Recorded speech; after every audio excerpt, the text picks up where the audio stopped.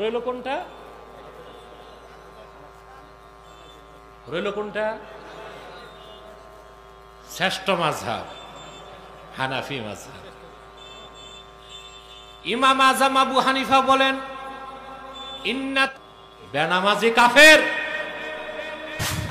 নামাজ না পড়লে কাফের। কাফের সালাত পড়ে না, কাফের, সরাসরি কাফের। ওর নাম আব্দুল্লাহ হলেও কাফের, আব্দুর রহমান হলেও কাফের। সাহাবায়ে কেরামগণ কোনো পাপের কারণে মুসলমানকে কাফের মনে করতেন না। মুসলমান পাপ করতে পারে, কিন্তু নামাজ তরককারীকে তারা কাফের মনে করে। আচ্ছা, যে সালাত পরিত্যাগ করলো, 1 নম্বর শাস্তি সে অমুসলিম। হচ্ছে যে সাহাবায়ে কেরাম কাফের মনে করতেন সালাত ত্যাগকারীকে। কেউ যদি ইচ্ছাকৃত সালাত ত্যাগ করে তাহলে সে কি কাফের হয়ে যাবে। সালাত পরিত্যাগ করা কুফরি।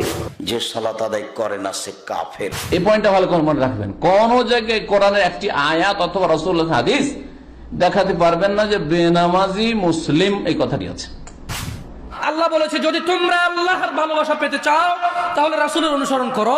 রাসূল বলছে যে নিশ্চয়ই কাফের এবং মুশরিকের মধ্যে আর আমাদের মধ্যে পার্থক্য হচ্ছে নামাজ। যে নামাজ ত্যাগ করে সে কাফের হয়ে যায়।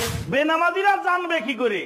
সালাত ত্যাগ করলে যে মানুষ ইসলাম থেকে খারিজ হয় সেটা আলেমরাই জানে না। নামাজ যদি একেবারেই না পড়ে সে কাফের হয়ে যায়। ইচ্ছাকৃত নামাজ ত্যাগ করলে সে কাফের হয়ে যায়। যে নামাজ পড়ে না আহমদ বিন হাম্বলের মতে সে কাফের। গোটা আরব হাম্বলি মাযহাব মানে, সে আহমদ বিন হাম্বলের ফতোয়া, ইন্না তারিকাস সালাতি ইউকাফফার ওয়া ইউকতালু মুরতাদ্দা।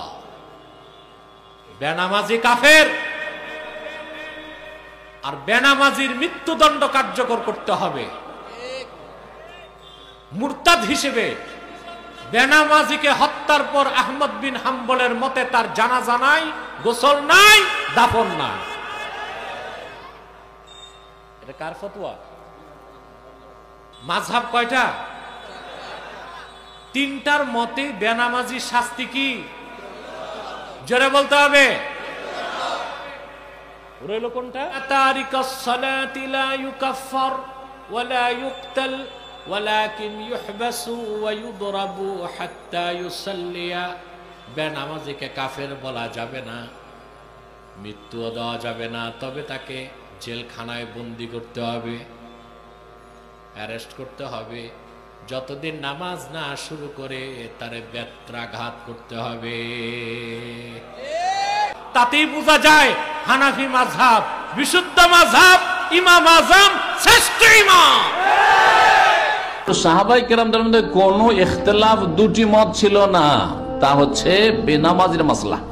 যারা নামাজ স্বীকার করে যে ভাই পড়বো, হুজুর দোয়া করেন, হুজুর একটু দোয়া করেন, নামাজটা পড়তে পারি না, শুধু মানছে নামাজ কিন্তু অবহেলা, গাফিলতি, পড়বো পড়ছি, এখন বয়স আছে, সময় আছে। মুসলিম না কাফের? ইখতিলাফ আছে, দুটো মত আছে, কিন্তু সাহাবায়ে কেরামদের যুগে ইখতিলাফ ছিল না। 110 হিজরি পর্যন্ত কোনো দ্বিমত ছিল না। সাহাবায়ে কেরামদের যুগে 110 হিজরিতে শেষ হচ্ছে, পরে ইখতিলাফ শুরু হয়েছে। আর যদি ইখতিলাফ করে উম্মতে যে কোনো ক্ষেত্রে, বিশেষ করে দিনের ক্ষেত্রে, আর দিন হচ্ছে সমস্ত ক্ষেত্রকে শামিল, সুতরাং সব ক্ষেত্রেই ফারুদ্দু ইলাল্লাহি ওয়া রাসূল, কোন দিকে ফিরতে হবে? আর ফিরতে হবে আল্লাহ এবং রাসূলের দিকে ফিরে যেতে হবে, অর্থাৎ কোরআন এবং হাদিসের কাছে ফয়সালা চেয়ে নিতে হবে। বেনামাজি মুসলিম না মুসলিম নয়, আমরা দুই দল, দুই দিকে হলে এক দল বলছে যে মুসলিম, কি করে বলেন যে কাফের, মেলা ভালো কাজ করে। আর এক দল বলছে যে না না না না, বেনামাজি কি করে মুসলিম হইতে পারে, কারণ রাসূলুল্লাহ সাল্লাল্লাহু আলাইহি ওয়াসাল্লাম কাফের বলেছেন। হ্যাঁ, সাহাবায়ে কেরামদের